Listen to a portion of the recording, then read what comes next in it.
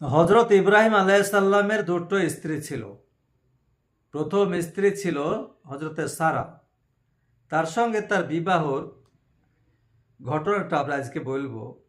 হজরতে ইব্রাহিম আলাইসাল্লামকে যখন নমরুদ আগুনে নিক্ষেপ করেছিল, এই কথাটা চারিদিকে ছড়িয়ে পড়েছিল।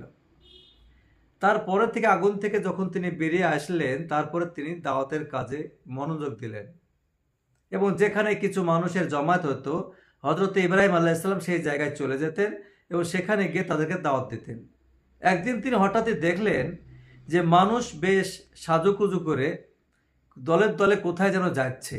তিনি খবর নিয়ে জানতে পারলেন যে পাশের দেশে ওখানে বাদশাহ স্বয়ংবর সভার আয়োজন করেছে তার কন্যার বিয়ের ব্যাপারে। সে যাকে বিয়ে পছন্দ করবে তার সঙ্গে তার বিয়ে হবে।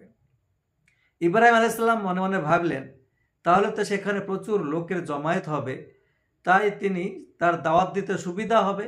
তাই তিনি কাল বিলম্ব না করে তিনিও রওনা দিলেন। তবে বিবাহের উদ্দেশ্য তার ছিল না। হজরতে ইব্রাহিম আলাইসাল্লাম সেই স্বয়ংবর সভার এক কোনায় দাঁড়িয়েছিলেন এবং ইতিমধ্যে স্বয়ংবরের সভার যে কাজ, পাত্র পরিচিত পছন্দ করা যে দায়িত্ব, সে কাজ শুরু হয়ে গেল। ইব্রাহিম আলাইসাল্লাম ভাবলেন যে কাজটা শেষ হয়ে গেলে তিনি তার দাওয়াতের কাজ শুরু করবেন। কিন্তু একটা আশ্চর্য ঘটনা, যে বাদশার মেয়ে রাজকুমারী, তার হাতে একটা ফুলের মালা রয়েছে, তার একটা সখী আছে যে প্রত্যেককে জিজ্ঞাসাবাদ করেছে তার পরিচয়, তার নাম। তো সেখানে অনেক বাদশার অনেক রাজকুমার তারাও ছিল, কিন্তু কাউকে রাজকুমারী সে কিন্তু মালা পরালো না।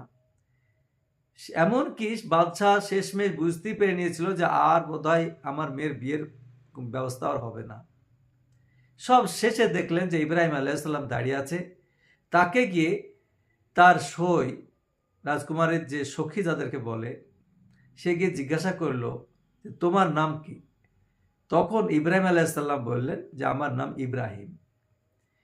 তখন এই সারা রাজকুমারী ইনি বললেন, তুমি কি সেই ইব্রাহিম যাকে নমরুদের আগুনে নিক্ষেপ করা হয়েছিল?